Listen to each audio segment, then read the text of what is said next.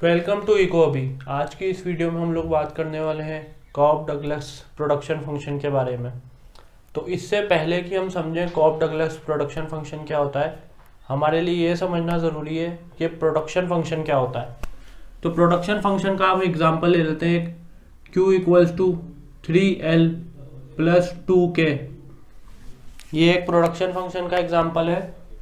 तो इसमें हमें प्रोडक्शन फंक्शन क्या बता रहा है कि आउटपुट है, जो Q यहाँ पे आउटपुट है, L लेबर है और K कैपिटल है। तो प्रोडक्शन फंक्शन हमें बता रहा है कि आउटपुट और इनपुट्स के बीच में क्या रिलेशनशिप है। मान लो हमें कुछ वैल्यू दे दी इनकी इनपुट्स की, मान लो लेबर की वैल्यू 2 है और K की वैल्यू यानी कि कैपिटल की वैल्यू है 3। ओके, तो हम सॉल्व कर सकते हैं इसको बहुत इजीली, यानी कि आउटपुट 12। ठीक है, तो हम इजीली जब हमारे पास प्रोडक्शन फंक्शन दे रखा है तो हम कैलकुलेट कर सकते हैं कितना इनपुट डालने पे कितना आउटपुट हमें मिलेगा। ठीक है, तो ये रिलेशनशिप बताता है हमें इनपुट्स और आउटपुट्स के बीच में। तो इसी टाइप का एक प्रोडक्शन फंक्शन होता है जो सबसे सिंपल टाइप का माना जाता है और जो बहुत ज़्यादा पढ़ा जाता है, वो है कॉब डगलस प्रोडक्शन फंक्शन। तो अब हम देखेंगे कॉब डगलस प्रोडक्शन फंक्शन कैसा दिखता है।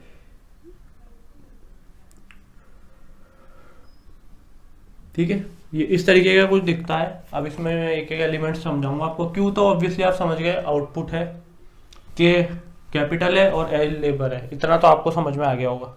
अब इसमें हम देखते हैं क्या क्या है। और ए दे रखा है, ए मतलब है टोटल फैक्टर प्रोडक्टिविटी, मतलब कि इनपुट्स में कोई चेंज नहीं होगा तो भी प्रोडक्टिविटी में अगर चेंज हो जाएगा तो हमारा आउटपुट बढ़ जाएगा। प्रोडक्टिविटी आप लोग समझते हैं उनकी एफिशिएंसी, वो कितना प्रोडक्टिव है। मान लो पहले प्रोडक्टिविटी थी 10 और बाद में ये ए की वैल्यू 10 थी और बाद में 20 हो गई, तो आउटपुट डबल हो जाएगा। इनपुट्स उतने ही रखेंगे हम, इनपुट्स में कुछ चेंज नहीं हुआ तो भी आउटपुट डबल हो जाएगा अगर प्रोडक्टिविटी में चेंज आएगा तो। ठीक है, तो इसलिए ए हमें प्रोडक्टिविटी की वैल्यू बताता है, टोटल फैक्टर प्रोडक्टिविटी की। के कैपिटल है ही, लेकिन ये अल्फा जो दे रखा है, ये अल्फा आउटपुट इलास्टिसिटी है ऑफ कैपिटल।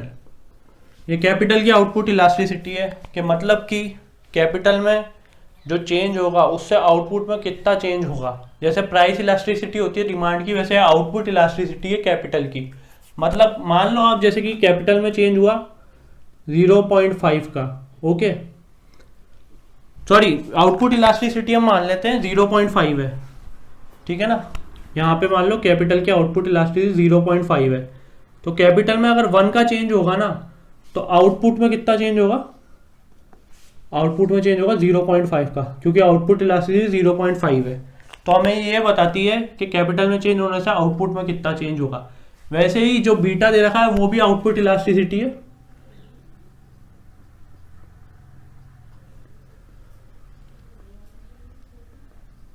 लेकिन ये लेबर की आउटपुट इलास्टिसिटी है। ठीक है, तो इन दोनों की वैल्यूज हमें पता होंगी तो हमें पता चल जाएगा कि कितना चेंज आएगा आउटपुट में इनपुट्स में चेंज होने की वजह से। ठीक है, और एक सबसे इंपॉर्टेंट बात जो कि कॉब डगलस प्रोडक्शन फंक्शन में हमारे लिए समझना जरूरी है कि कॉब डगलस प्रोडक्शन फंक्शन एक होमोजीनियस प्रोडक्शन फंक्शन है। अब ये होमोजीनियस प्रोडक्शन फंक्शन क्या होता है, अभी ये समझते हैं हम। होमोजीनियस प्रोडक्शन फंक्शन मतलब वो प्रोडक्शन फंक्शन होता है जिसमें मान लो इनपुट्स में चेंज आया 10% का। ठीक है, 10% का दोनों इनपुट्स में चेंज आया, लेबर में भी आया कैपिटल में भी आया, तो आउटपुट में भी अगर 10% चेंज आएगा, लेबर एंड कैपिटल में चेंज जो आया इनपुट्स में 10% का, तो आउटपुट में भी अगर 10% चेंज हो जाएगा तो हम उसे होमोजीनियस प्रोडक्शन फंक्शन कहेंगे।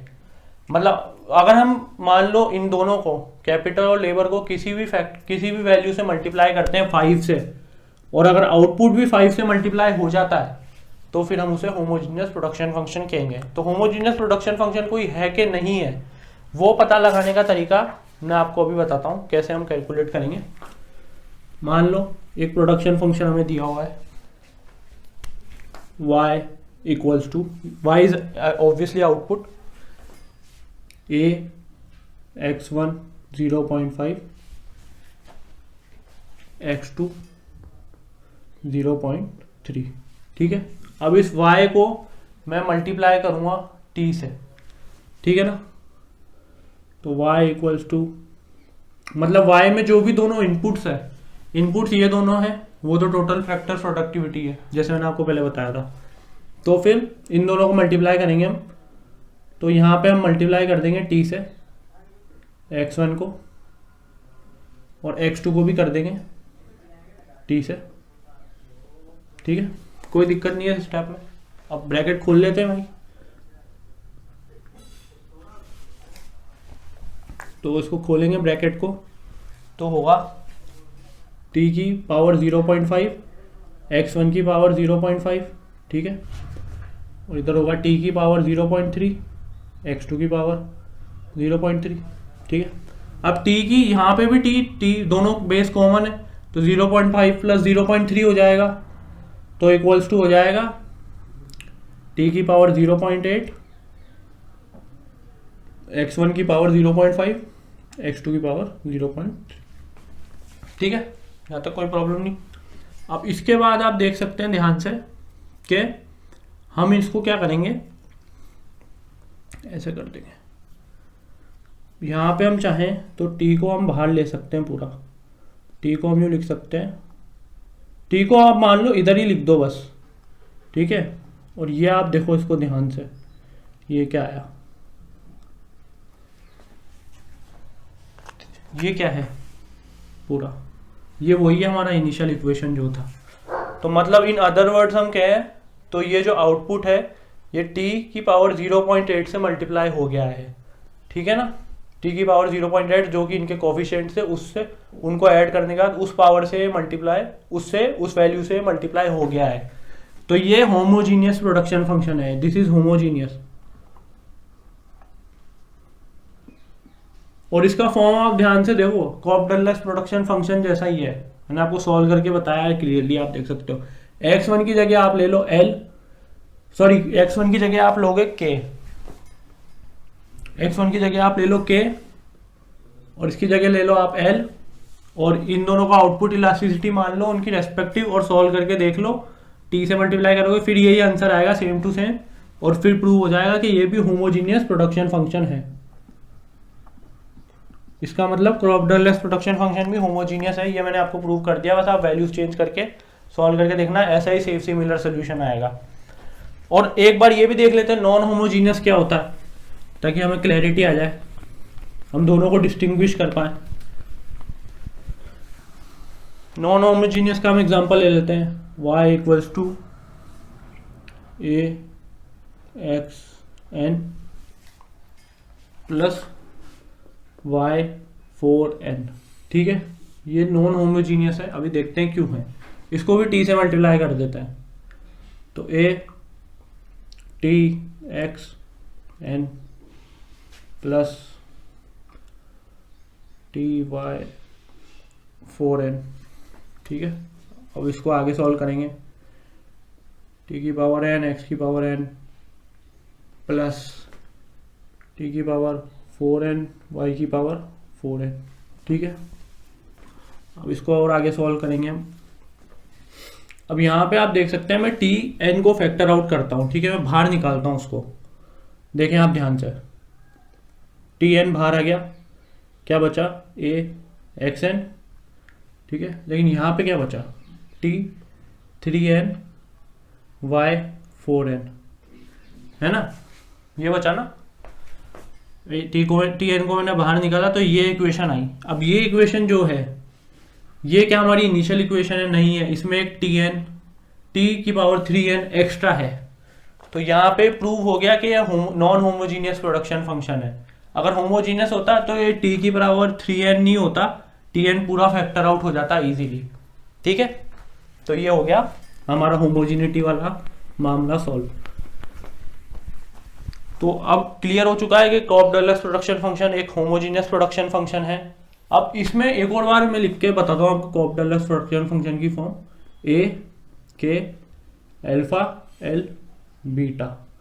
अब इसमें क्या होता है, ये अल्फा और बीटा बहुत इंपॉर्टेंट है। जैसे कि मैंने पहले बताया आउटपुट इलास्टिसिटी है, तो इसका क्या होगा, alpha plus beta equals to 1 है, तो हमें कांस्टेंट रिटर्न्स टू स्केल मिलेंगे, कांस्टेंट रिटर्न्स, ठीक है, कांस्टेंट रिटर्न्स टू स्केल मिलेंगे, मैं पूरा नहीं लिख रहा हूं, ठीक है। और alpha plus beta is greater than 1, तो हमें मिलेंगे इंक्रीजिंग रिटर्न्स टू स्केल, ठीक है। और alpha plus beta is less than 1, तो हमें मिलेंगे डिक्रीजिंग।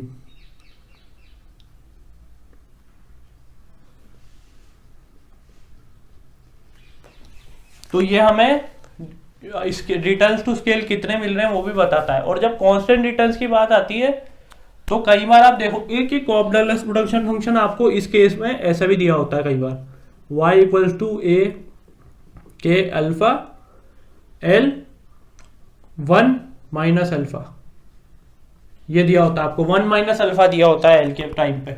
तो ये जब दिया हुआ है 1 माइनस अल्फा, तो आप समझ जाओ कि कांस्टेंट रिटर्न है, क्योंकि इस केस में ही बीटा होगा 1 माइनस अल्फा। इसको हम सॉल्व करेंगे तो ये आ जाएगा, बीटा कितना आ जाएगा, 1 माइनस अल्फा आ जाएगा। तो आप समझ जाएंगे कांस्टेंट रिटर्न्स का केस है वो, और वो लीनियर होमोजीनियस प्रोडक्शन फंक्शन है इस केस में। बाकी टाइम पे लीनियर नहीं है, इन दोनों केसेस में लीनियर नहीं है, इन दोनों केसेस में नॉन लीनियर है, ठीक है। तो इनसे हमें रिटर्न्स टू स्केल पता चल जाएगा कि कितना हमें रिटर्न मिलने वाला है, क्योंकि ये आउटपुट इलास्टिसिटी, ऑब्वियसली अगर आउटपुट इलास्टिसिटी 1 से ज्यादा है तो मैं 1 से इंक्रीज करूंगा अगर सारे इनपुट्स को, तो 1 से ज्यादा से आउटपुट इंक्रीज होगा, समझे, 1 से ज्यादा से आउटपुट इंक्रीज होगा। अगर मान लो मैंने 10 इंक्रीज करा इनपुट्स में, 10 का दोनों इंक्रीज करा, लेबर और कैपिटल को, तो आउटपुट 20 से या 30 से या ज्यादा वैल्यू से इंक्रीज होगा, समझे, उसमें जो परसेंटेज चेंज है वो ज्यादा होगा जितना इनपुट्स में हुआ है उससे, ठीक है। तो ये हमने क्लियर कर दिया पूरा कॉप डगलस प्रोडक्शन फंक्शन का बेसिक आइडिया देने की कोशिश करी मैंने आपको इस वीडियो में। अगर आपके कोई डाउट्स हैं तो ज़रूर पूछना। Thank you for watching.